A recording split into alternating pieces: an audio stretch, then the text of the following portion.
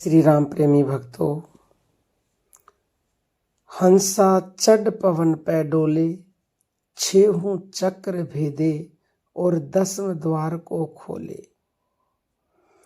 क्या यह कोई रहस्यमय कविता है या आपकी सांस के भीतर चल रही एक जीवंत प्रक्रिया का वर्णन? अगर आप आज भी सोचते हैं कि आध्यात्म सिर्फ कल्पना है, तो यह वीडियो आपकी सांस से उस भ्रम को तोड़ देगा। शास्त्र कहते हैं हंस कोई पक्षी नहीं है, हंस आपकी चेतना, पवन आपकी सांस। जब सांस बाहर जाती है तो स्वाभाविक ध्वनि होती है हंग की, और जब भीतर आती है तो सह की। इसलिए इसे कहते हैं हंस साधना या अजपा जप।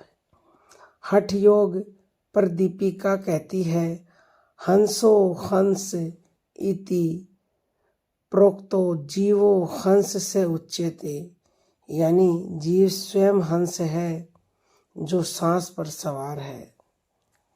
जब साधक सांस को देखने लगता है, न रोकता है न बदलता है, सिर्फ साक्षी बनता है, तो ध्यान क्रमशः इन 3 केंद्रों से गुजरता है। नंबर 1, मूलाधार। मूलाधार से जब गुजरेगा तो उसका भय दूर होता है, उसका मूल स्ट्रोंग हो जाता है। नंबर 2, स्वाधिष्ठान चक्र। ये केंद्र यानी कि ये चक्र हैं। स्वाधिष्ठान चक्र से जब होकर ऊर्जा गुजरती है तो इच्छाएं शांत होती हैं, वासनाएं शांत होती हैं। नंबर 3, मणिपुर। मणिपुर चक्र से जब ध्यान गुजरता है तो आपका क्रोध दूर होने लगता है, आपकी दरिद्रता दूर होने लगती है। चौथा है अनाहत। अनाहत चक्र पर जब ऊर्जा पहुंचती है, ध्यान पहुंचता है, तो करुणा जन्म लेती है, आपके अंदर प्रेम उमड़ने लगता है। नंबर 5, विशुद्ध। मौन गहरता है, यानी कि आप मौन रहना शुरू कर देते हो, आपकी साधना में गहराई आ जाती है, शांति आ जाती है, विचार शून्य होने लगते हो। छठा है आज्ञा चक्र। आज्ञा चक्र में मैं पिघलने लगता है, यानी मैं समाप्त हो जाता है। यह अनुभव है, किताब नहीं है।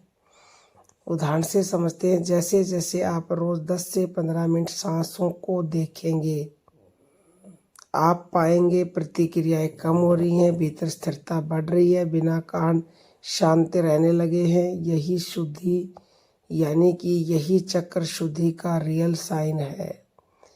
शरीर में 9 द्वार स्थूल हैं, 10वां द्वार सूक्ष्म है, यानी कि सहस्रार।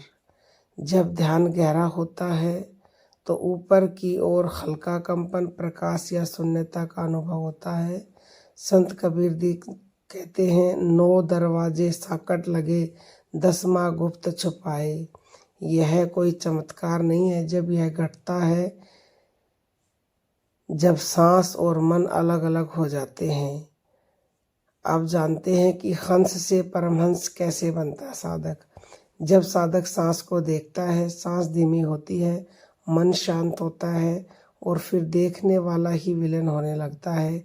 यही अवस्था है परमहंस की। श्री कृष्ण कहते हैं कि योगी को चाहिए कि वह एकांत में निरंतर अपने भीतर स्थित हो और प्राण और अपान को सम अवस्था में लाए। ये गीता में भगवान कह रहे हैं। श्री कृष्ण सांस की साधना को योग का मूल बताते हैं। अब पूरा रहस्य हम एक लाइन में बता देते हैं। जब हंस यानी कि चेतना, पवन यानी कि श्वास पर सवार होकर जागरूकता से चलने लगे, तो वह परमहंस बन जाती है और फिर पूर्ण ब्रह्म कोई सिद्धांत नहीं, प्रत्यक्ष अनुभव बनता है। तो आज से बस इतना करें, रोज 10 मिनट रीढ़ की हड्डी सीधी करके आंखें बंद करके श्वास को आते जाते देखें, उसका साक्षी भाव से दृष्टा बन जाए। ना मंत्र बदले, ना कल्पना करे, बस देखे। यही शास्त्र है, यही विज्ञान है और यही श्री कृष्ण का मौन उपदेश है, जो कि बहुत बहुत ही गुप्त है। भगवान की परम कृपा से सिर्फ और सिर्फ पात्र को ये वीडियो सुनने को मिलेगी और उनमें से भी जिसके ऊपर भगवान की परम कृपा होगी वही सांसों का ध्यान करेगा। इसके बाद भी आपका कोई प्रश्न हो तो आप YouTube पर